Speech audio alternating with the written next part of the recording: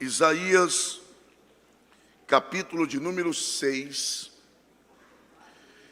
Quando você encontrar este capítulo deste livro, identifique aí, por favor, o versículo de número 1, pois nós leremos a partir dele e encerraremos a leitura no versículo de número 8. Os irmãos e as irmãs que encontraram Isaías capítulo 6, a partir do versículo 1, por favor, se manifestem dizendo: graças a Deus. A palavra do Senhor diz assim a nós: no ano em que morreu o rei Uzias, eu vi ao Senhor assentado sobre um alto e sublime trono, e o seu séquito enchia o templo. Os serafins estavam acima dele. Cada um tinha 6 asas. Com 2 cobriam o rosto, com 2 cobriam os pés, e com 2 voavam.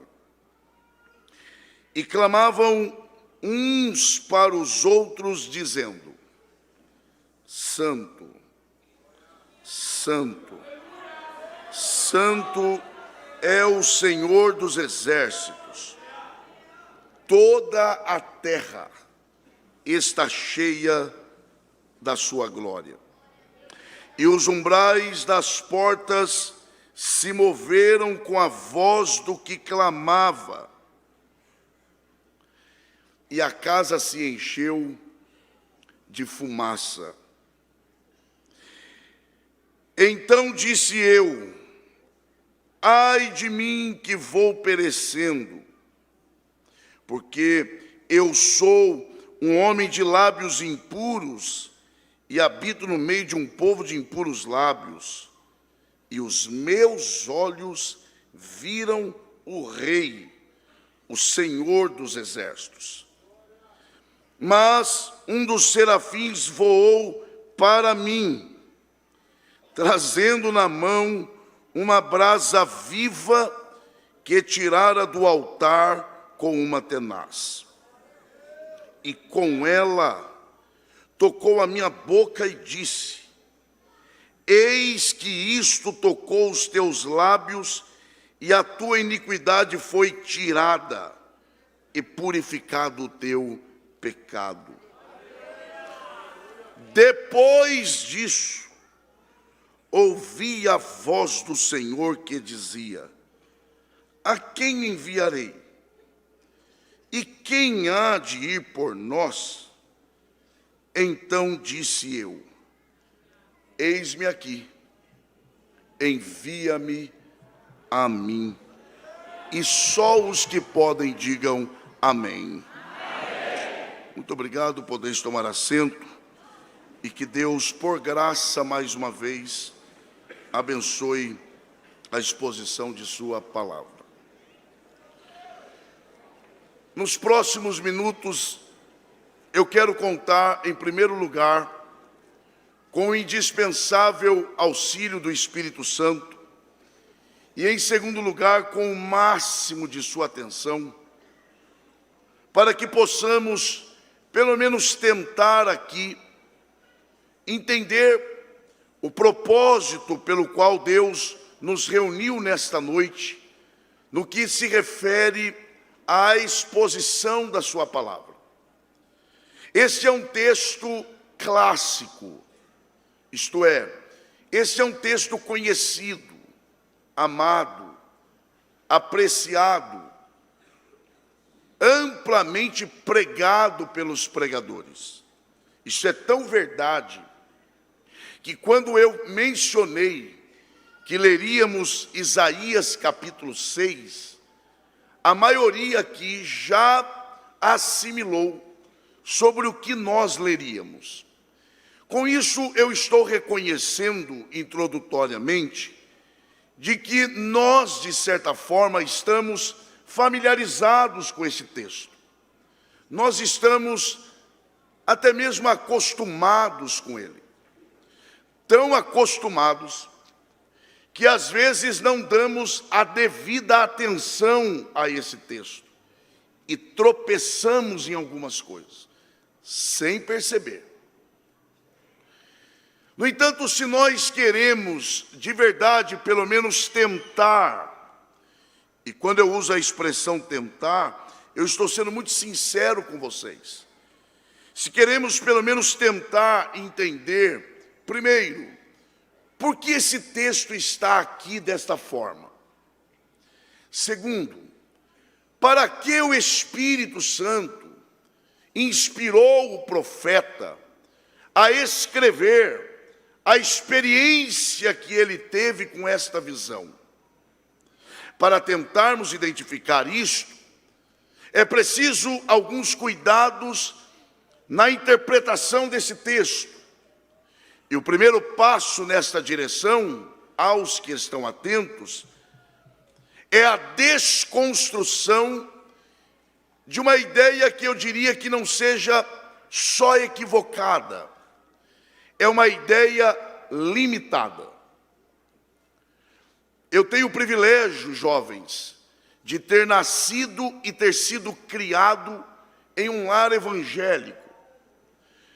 E eu cresci participando de eventos missionários, cujos temas eram baseados também em Isaías 6, principalmente na parte do versículo 8, em que Deus diz: a quem enviarei? E quem há de ir por nós? E ele diz: eis-me aqui, envia-me a mim. Porém, preste atenção para você não me interpretar mal. Originalmente falando, esse texto não tem nenhuma natureza missionária. Eu não estou dizendo que eu não possa aplicar esse texto a uma verdade missionária. Eu posso, desde que antes eu seja honesto com a igreja e lhes diga qual é o verdadeiro sentido, o sentido real, o sentido original do capítulo 6 de Isaías. O que é que está acontecendo aqui?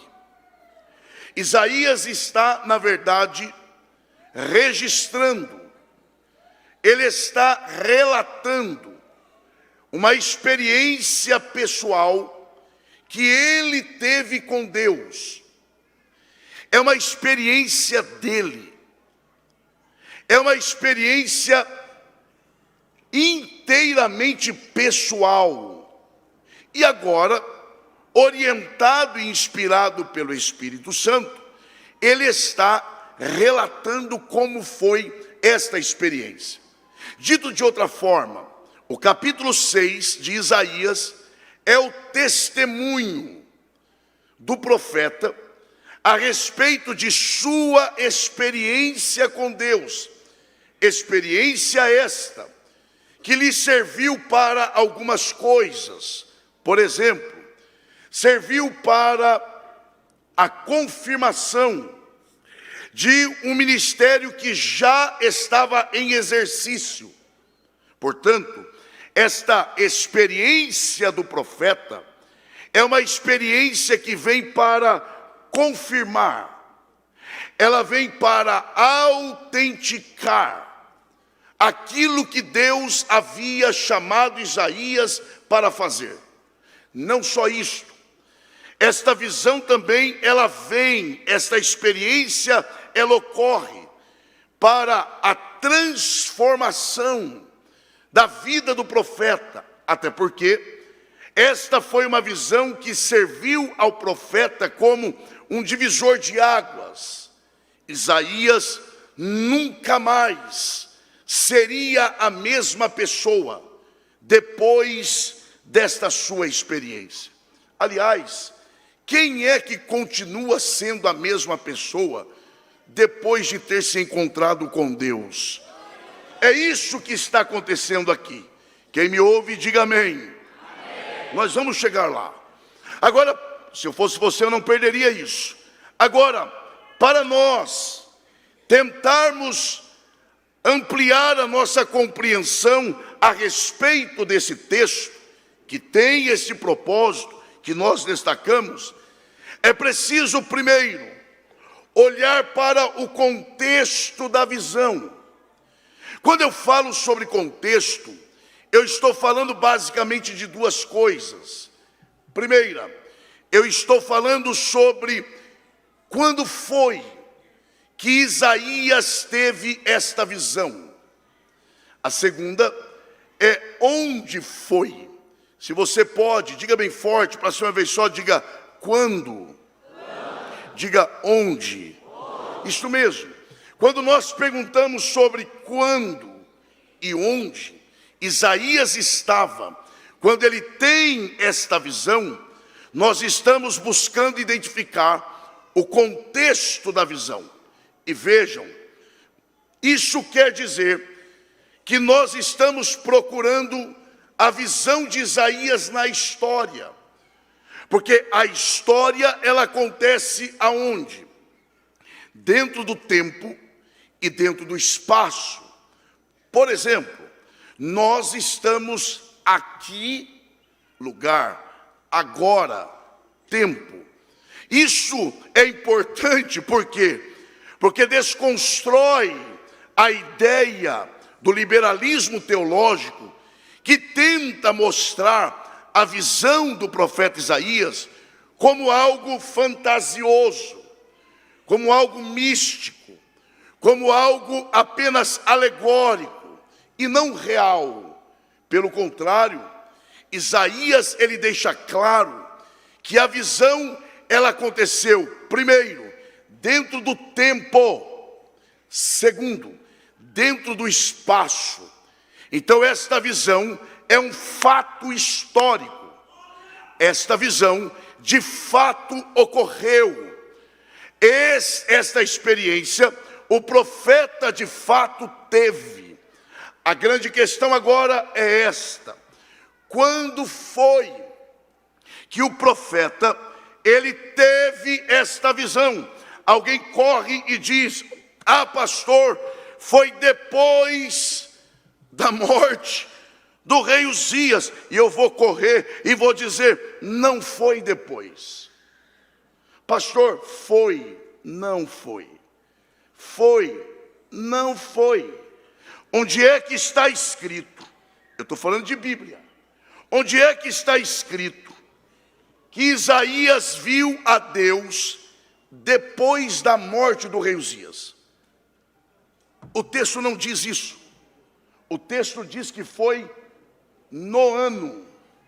E uma coisa é uma coisa, outra coisa é outra coisa. E isso é profundo e tem que anotar. Uma coisa é dizer que foi no ano, outra coisa é dizer que foi depois. Se é no ano, pode ter sido antes e pode ter sido, vamos lá, gente, depois. Veja que o texto, ele não tem a intenção de dizer se foi antes ou se foi depois. Pode ter sido depois? Pode, mas não é isso que o texto diz. E eu não posso dizer o que a Bíblia não diz. A Bíblia diz, até porque eu não sou senhor da Bíblia. É a Bíblia que é autoridade sobre mim. E a Bíblia está dizendo que foi no ano. Portanto, a intenção não é dizer se foi. Se eu fosse você, eu continuaria atento. O texto não tem a intenção de dizer se foi antes ou depois. A intenção é outra. Qual é a intenção? Ora, se foi antes, é no período em que Uzias estava leproso. Portanto, ele não estava exercendo a sua função de rei. E Israel está sem uma liderança. Se foi depois, o trono também estava vazio, porque estava em transição. Então, a ênfase do texto não é se foi antes ou depois. A ênfase do texto é a seguinte: a visão se deu em um período, primeiro, de incertezas. Segundo, de insegurança. Terceiro, de instabilidade. O povo olha para o trono de Israel vazio, procura o rei da terra, não tem. Mas agora Deus se apresenta ao profeta de que forma? Não em uma sarça, não de outra forma, não, a não ser exatamente assentado em um alto e sublime trono. Tanto que o profeta diz no versículo 7, os meus olhos viram a quem? Viram a quem? Ele não diz só o Senhor, ele diz, os meus olhos viram o Rei, o Senhor dos exércitos. É como se Deus estivesse dizendo, eu estou me apresentando a você, para você ter a tranquilidade de que enquanto o reino da terra está abalado, enquanto o trono da terra está vazio, o meu jamais é abalado, e o meu jamais fica vazio, porque o meu reino não tem fim. É isso, mas a gente precisa avançar. Segundo lugar, onde é que o profeta estava? Onde é? O texto deixa claro. Dentro do contexto, parece claro que o profeta estava, diga bem forte para a senhora ver só, diga, no templo. Não, isso não é forte. Eu já vi vídeo de vocês bem mais forte. Diga no templo. Tá bom. Mas já vi mais. Diga de novo, no templo. Tá. Ele está no templo. A grande questão agora é, em que parte do templo? Porque embora ele fosse profeta, ele não era sacerdote. E aqui já existe, ele não sendo sacerdote, já existe uma linha de corte. Porque as coisas dos homens sempre tem linha de corte. Isso aqui é para você, isso não é. Isso é para você, isso não é. Agora, quando Deus quer, não tem linha de corte. Mas ele está no templo. Ele é profeta, mas não é sacerdote, muito menos sumo sacerdote. Portanto, ele não pode nem estar no santo lugar, muito menos no santíssimo. Preste atenção, nós vamos chegar lá. Qual é o máximo que Isaías poderia chegar? No átrio, que é também a parte externa do templo. Não desvie o olhar. Ele está no máximo no átrio, na parte externa. Ele não está no santo lugar, e nem naquele lugar mais íntimo, que só o sumo sacerdote entrava uma vez por ano, para estar ali apresentando o povo, e olhando a arca, que era o símbolo da presença de Deus. Isaías está do lado de fora, e é lá do lado de fora que Deus abre o céu para ele e diz assim: aquilo que o sumo sacerdote vê uma vez por ano, de forma simbólica, eu vou mostrar para você aqui como de fato é do lado de fora do templo. Nós precisamos avançar. algumas lições, e aqui eu preciso que você atente para você não me interpretar mal. Primeiro, quando Deus quer se revelar a alguém, Ele não se prende à posição. É verdade, Ele respeita a posição, porque foi Ele quem estabeleceu. Mas o fato de Ele respeitar não significa que Ele se prende a isso. Ele respeita sim, mas se Ele quiser se revelar a alguém que ainda não tem posição, Ele se revela onde você estiver. Segundo lugar, e aqui tem que triplicar a atenção para não me interpretar mal. Quando Deus quer se revelar a alguém, repito, se revelar não é usar, é revelar. Quando Deus quer se revelar a alguém, primeiro, Ele não se prende à posição. Segundo, Ele não leva em conta a condição espiritual da pessoa. Como assim? Ora, é só ler o texto. Não sou eu quem estou falando. Não é nem Deus quem diz. É o próprio profeta que dá testemunho de si mesmo. Ele diz: eu sou homem de lábios impuros. Repito, é Ele quem está falando dele. Eu sou homem de lábios impuros e habito no meio de um povo de impuros lábios, e os meus olhos viram o Rei. Ou seja, Deus é tão gracioso que quando Ele quer se revelar a alguém, não importa a sua condição espiritual, porque o amor dele é maior que o teu pecado, e Ele se revela a você e muda a sua vida. Quem reconhece essa verdade, aproveite para dar o melhor glória a Deus que você pode aqui nessa noite. Primeiro, Deus não se prende à posição. Segundo, Deus não se prende à condição. Terceiro, Deus não se prende ao lugar que você está na fila. Isaías estava lá fora. O trono de Deus não é parado. O trono de Deus se move. E Ele se move na direção que Deus quer. Isaías, você está do lado de fora, tem problema não?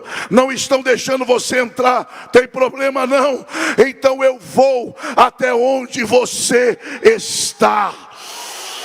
Isso mesmo, levante uma de suas mãos aos céus. Com base nessa palavra eu posso dizer que se Deus quiser se revelar a você hoje, não importa onde você esteja, Ele vai até você. Oh, glória a Deus! Oh, glória a Deus! Até porque Deus é Deus do primeiro da fila e do último também. Eu vou repetir isso aqui. Deus é Deus do primeiro da fila, mas é também do último. Está lá em Atos 13. E havia na igreja que estava em Antioquia alguns doutores e profetas. Igreja boa é a igreja que profeta e doutor se dão bem, cada um na sua, e cada um respeita o trabalho de cada um. Havia lá profetas e doutores. Aí vem a lista, a saber, primeiro da lista, Barnabé. Último da lista, Saulo. E estes, jejuando e orando, o Espírito Santo lhes disse: separem-me a Barnabé e a Saulo. O primeiro e o último da lista. Eu não sei que lugar você está nos planos das pessoas. Eu sei que Deus me autoriza para dizer isso a você. Se Ele tem um plano com você, não importa se te colocaram lá no final da fila, Ele vai lá também. Ele te encontra lá. Oh, glória a Deus.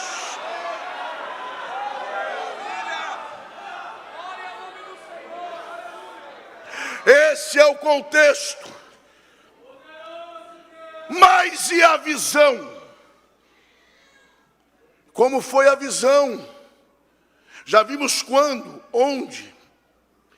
Mas como foi a visão? Ele vê primeiro, olha isso. Ele vê o trono. Diga bem forte para você uma vez só, por favor, diga trono. Isso. Toda a visão, ela parte da perspectiva do trono. É o ponto de partida. Aí ele avista o trono. E ele diz, e eu vi o Senhor. De que forma? Vai lá. De que forma? Assentado. Vai de novo. De que forma? Assentado. Como é que ele estava? Assentado. Tá, para gravar mesmo, jovens. Como é que ele estava? Assentado. Não confundam estar assentado com não fazer nada. É isso. Porque tem gente que acha que estar assentado é não fazer nada. E estar em movimento é fazer alguma coisa. Nem sempre. Tem gente que sentado produz muito mais do que alguém correndo. Tem gente que nem correndo, nem sentado. É a turma do que descansa tarde para dormir bem à noite. Não, se eu não descansar à tarde, eu não consigo dormir à noite. Não, e o dia que eu conversei com um pregador, e o pregador falou, me dá licença que agora eu preciso dormir, porque à noite eu vou pregar. Eu vou dormir, porque à noite eu prego.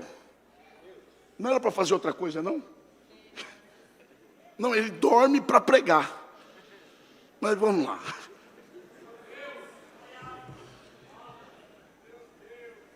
O Senhor estava assentado. Não confundam estar assentado com não fazer nada. É só lembrar de Jesus. João capítulo 4. Jesus sai da Judeia, está indo para Galileia, e por um propósito divino, lhe é necessário passar por Samaria. Cansado da viagem, olha isso, ele para numa cidade pequena de Samaria chamada Sicar. Ele se assenta junto à fonte de Jacó e ainda dá ordem para os discípulos: vão à cidade para comprar comida. Olha só, os discípulos viajaram tanto quanto Jesus. Jesus se assenta e manda os discípulos comprar comida. Imagine a cena de fora. Estão imaginando? O líder sentado, mandando os liderados comprar comida. Você assistindo de fora. Para aumentar a história, à medida que os discípulos entram na cidade para comprar comida, sai uma mulher para tirar água. Então os discípulos estão em movimento, a mulher está em movimento e Jesus está assentado. Quem olha de fora pode falar que Jesus não vai ficar chateado. quem olha de fora, quem é que está fazendo alguma coisa e quem é que está sem fazer nada? Numa primeira visão, Jesus está sem fazer nada. E os discípulos e a mulher estão trabalhando. Tudo bem, pelo que você vê. Mas vamos ver o final da história. Os discípulos entram na cidade, compram comida, e quantas pessoas eles trouxeram para conhecer Jesus? Nenhuma. Jesus, assentado, conversou com a mulher, mudou a vida da mulher, de tal forma que ela coloca o cântaro vazio ao pé de Jesus, entra na cidade, e quando volta, ela traz a cidade inteira para ouvir Jesus pregar. Diga bem forte para ver uma próxima vez só, diga sentado. Agora, se Jesus sentado, ele faz o que fez, imagine quando ele anda. Eu vou dizer de novo, se assentado, ele muda a vida de uma mulher desta forma, e atrai uma cidade inteira, imagine quando ele anda no meio da igreja. Oh, glória! Ah, você não sabe o que acontece? É só lembrar da visão de João. Ele vendo 7 castiçais de ouro. Quem são os 7 castiçais? A igreja. E Jesus andando no meio. E ele anda sozinho? Não. Na palma direita da sua mão, ele tem as 7 estrelas. Quem são as 7 estrelas? Os pastores da igreja. Não são os pastores que têm Jesus na mão, é Jesus quem os tem na mão. Não são os pastores que levam Jesus, não. É Jesus quem anda na igreja dizendo: esse é o problema, resolva assim. Essa é a doença, aplique esse remédio. Ele está andando aqui. Você crê nisso? Diga glória a Deus. Assentado. Ele vê o Senhor assentado. Assentado em quê? Aí ele descreve o trono. Ele diz que o trono era alto. Jovens, não percam isso aqui não. O trono era alto e sublime. Qual era a descrição do trono? Quando ele fala de altura, ele está falando de posição. Quando ele fala de sublimidade, ele está falando de estética. Ele está dizendo o seguinte: o trono era alto demais. Era fora do meu alcance. Eu até tentei chegar lá, mas quanto mais eu tentava chegar, mais distante eu me sentia dele, porque ele é alto demais. Tá, então você desistiu porque é inalcançável. Pois é, só que todas as vezes que eu tentava desistir de chegar lá, eu não conseguia. Por quê? Porque ele é bonito demais. E eu não conseguia parar de olhar para ele e querer chegar perto. Eu olhava e dizia: não alcanço, mas não desisto. Não consigo chegar, mas eu quero pelo menos olhar, porque ele é bonito demais. Oh, glória a Deus. Tem alguém entendendo aqui? Essa é a relação do crente com o Senhor. Quanto mais se conhece sobre Deus, mais distante nos sentimos dele, de tão grande que ele é. Mas quanto mais vemos a sua glória, mais queremos alcançá-la, porque somos atraídos por ela. Se você concorda com isso, diga glória a Deus. Agora deixa eu te dar uma notícia. Deus está aqui. Eu sei que você já está acostumado com isso, Mas eu vou dizer de novo, esse Deus está aqui. Pois eu vou perguntar, você crê que este Deus está aqui? Eu vou perguntar de novo, leve a sério isso. Você crê que esse Deus aqui, que estava em um alto e sublime trono, Ele está aqui? Se você crê, diga amém. Amém.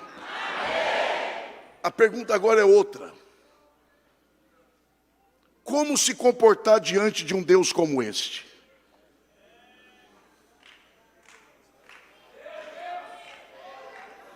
Pastor Elias Cardoso, me permita. Eu vou contar isso aqui e que Deus julgue o meu coração. Eu sou responsável pela faculdade da nossa igreja aqui em São Paulo, do Ministério do Belém. E eu precisei resolver uma situação da faculdade, representando nossos pastores, junto ao ministro da Educação, em 2020. Eu nunca tinha estado junto de um ministro de Estado, e eu acho que nunca mais vou estar. Eu só sei que eu fiquei ensaiando 2 dias sobre o que falar para ele.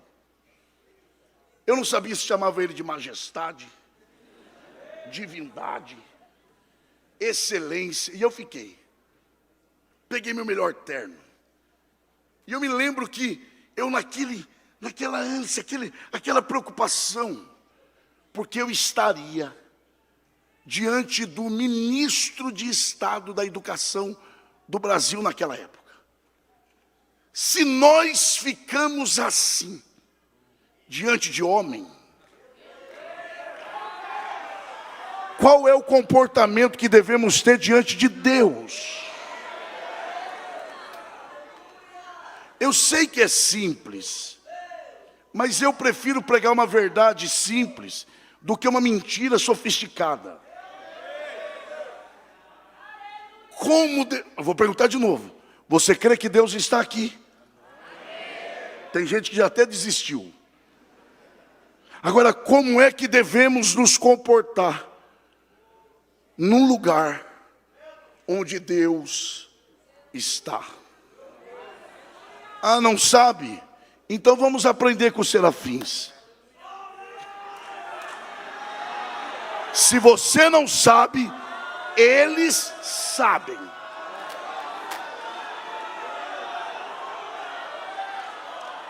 Se você se esqueceu, eles vão nos lembrar hoje.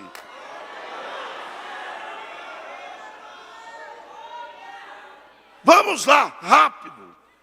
Cada um tinha 6 asas. O que você faria com 6 asas? Se sem asa você já quer voar, imagine com 6. Por isso que Deus não dá asa para algumas ovelhinhas. Vamos dizer outra coisa. Preste atenção. Eles têm 6 asas. Estão diante de Deus. Diante de Deus. E para quem sabe quem de fato é Deus, para que serve asas? Não serve só para voar. Serve para se proteger. Eu estou diante de Deus. Eu tenho 6 asas. Já sei. Com 2, eu vou cobrir o rosto. Porque eu não sou digno de olhar para Ele. Eu estou falando dos serafins, que não têm pecado, que nunca erraram, e que diante de Deus não ousam olhar para Ele. Com duas, a gente cobre o rosto para não ser fulminado. Sobraram 4. Não. Com outras 2, a gente cobre os pés. Porque Ele está se apresentando como rei. E diante de rei, ninguém se apresentava com os pés descobertos, porque representava a vergonha do corpo. Então a gente cobre o rosto para não morrer, e cobre os pés para reverenciar.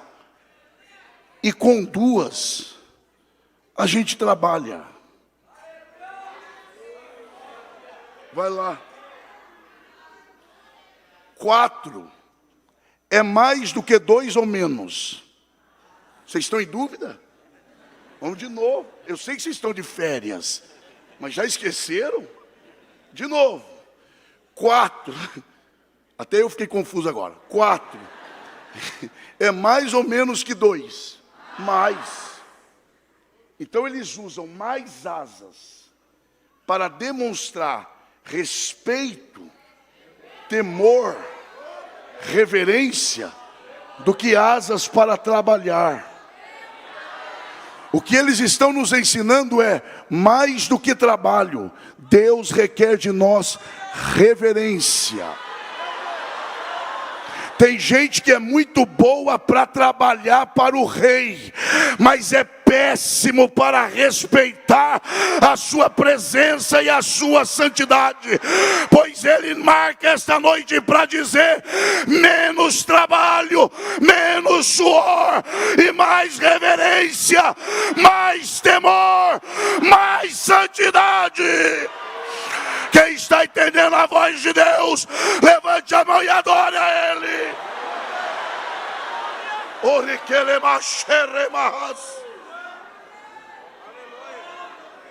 Onde está a mão que você levanta para adorar o Senhor? Com respeito, é claro. Toque o ombro da pessoa que está perto de você e diga para ela: menos trabalho e mais reverência, mais temor, mais respeito, mais santidade. Antes de trabalhar para o rei, ande com o rei, respeite o rei. Viva! E aí dá glória a Deus quem acha que tem que dar. Aleluia.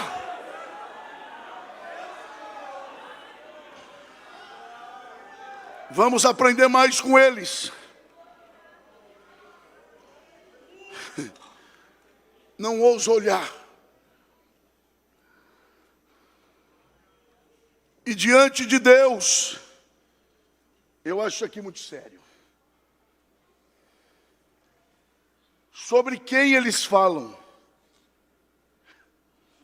Vamos de novo. Eu não tenho problema com isso não, vai lá.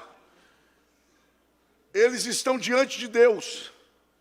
Aliás, você crê que Deus está aqui? Diga amém. Amém. Então tá. Vamos aprender com os serafins.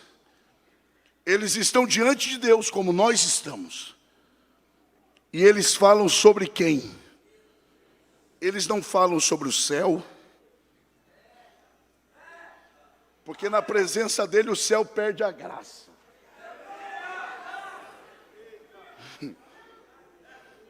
Se a gente não tomar cuidado, a gente adora mais o céu do que a Deus. Essa que é a verdade. Por que você é santo? Porque eu quero ir para o céu. Então não é para respeitar a Deus.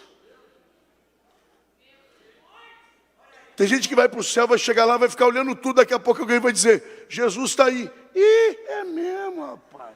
Jesus, é mesmo. E olha que eu esqueci dele. Eu estou tão encantado com ouro.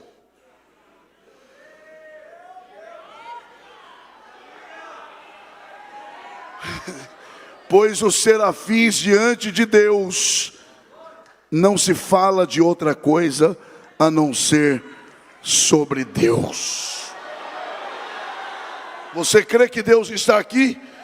Então não se fala de outra coisa aqui a não ser sobre Ele, sobre a grandeza dEle, sobre a santidade dEle, sobre a glória dEle, sobre a graça dEle, sobre a misericórdia.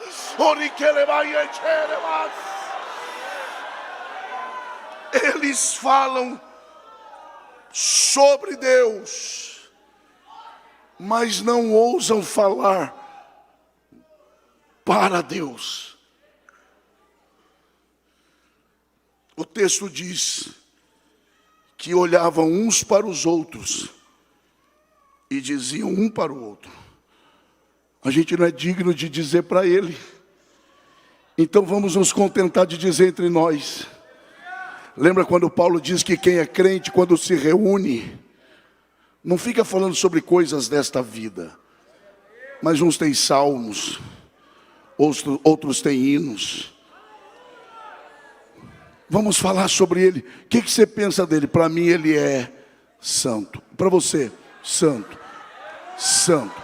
Aí um vai dizendo para o outro: ele é santo, santo, santo é o Senhor dos exércitos. Toda a terra está cheia da sua glória. Eu preciso encerrar. E o profeta está assistindo. Serafins que não têm pecado não olham para ele, não falam com ele. E eu que tenho pecado, que vi ele e ainda falo no nome dele, porque sou profeta. O que não vai acontecer comigo? Não, Isaías, está ruim, vai piorar. Quando o serafim voou,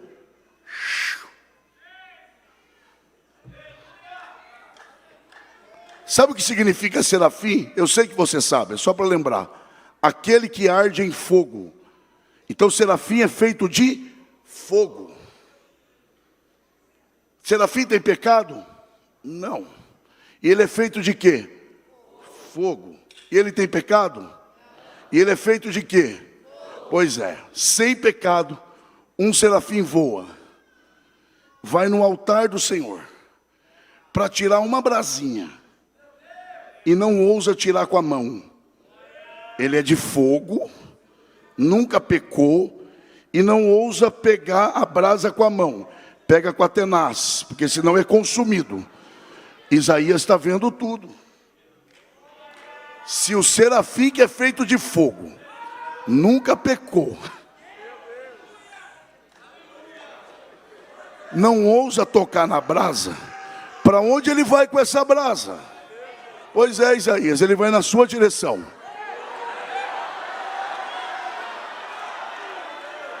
O que é que Isaías pensa? Eu vou morrer. Quando o serafim toca nos lábios dele, ele não morre. Claro que não. Essa brasa não mata. Essa brasa vivifica e purifica. Quem crê nisso, adore ao Senhor.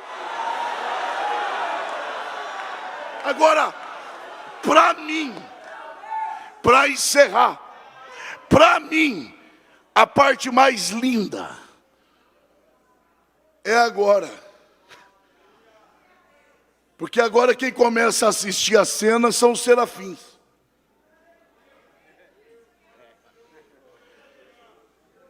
Porque agora o profeta purificado, ele diz: e depois disso, ouvi a voz do Senhor. Deus estava quieto. E aconteceu tudo isso. Se quieto acontece tudo isso, imagina quando ele fala. Oh Jesus, oh glória a Deus, oh glória a Deus, oh glória a Deus. Esse é o nosso Deus. Aí o profeta diz que começou a ouvir Deus dizendo com ele mesmo: a quem enviarei? Os serafins vendo, o profeta lá embaixo e Deus aqui. A quem enviarei? Quem há de ir por nós? De repente o profeta lá embaixo começa a pular. Olha eu aqui. Olha eu aqui. Imagina os serafins. Quem é esse incircunciso? Pecador. Ousando falar com Deus. Calma, serafim, você não sabe de nada. Não é só ele que vai falar com Deus, não. Deus vai falar com ele também. E vocês não sabem da maior. O quê? Ele não só vai falar com ele, como vai dizer para ele, vai falar aos outros em meu nome. Pode me representar na terra. Porque qual é o nome disso? E os anjos não entendem. O nome disso é graça. Graça. Graça. Onde está a mão que você levanta para adorar ao Senhor? Permaneça com ela levantada. Abrace a pessoa que está perto de você e diga: alegra o teu coração. Não, se ele depender do seu ânimo, ele está perdido. Diga: alegra o teu coração. Pela graça de pecador, Deus te fez representante do céu.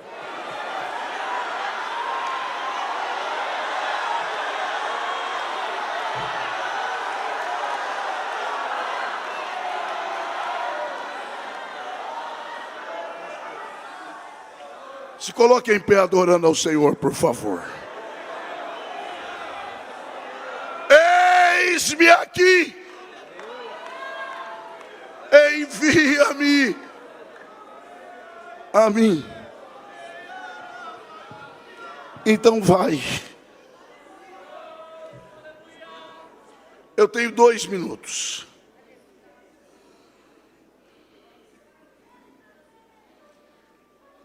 Imagine que você tem uma dívida impagável com alguém muito poderoso.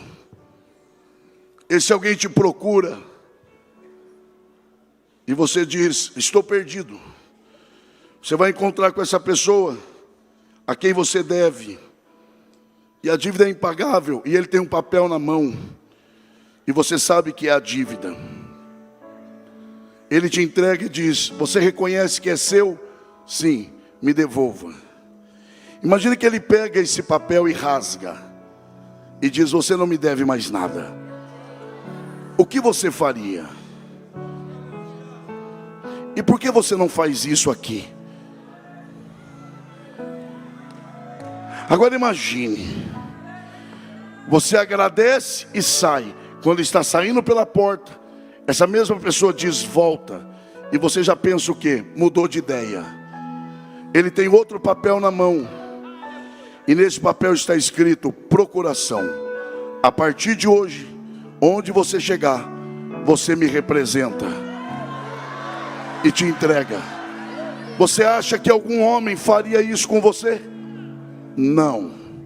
Mas é exatamente o que Deus fez conosco. Paulo diz que havia uma cédula que fazia de nós devedores, e a dívida era impagável. Ele pegou essa cédula e cravou no madeiro, dizendo: vocês não me devem mais nada, a dívida está paga.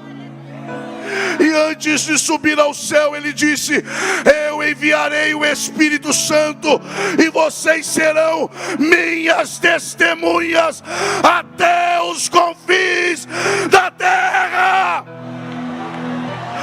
Onde estão aqueles que foram alcançados pela graça? Levante a mão e adore ao Senhor.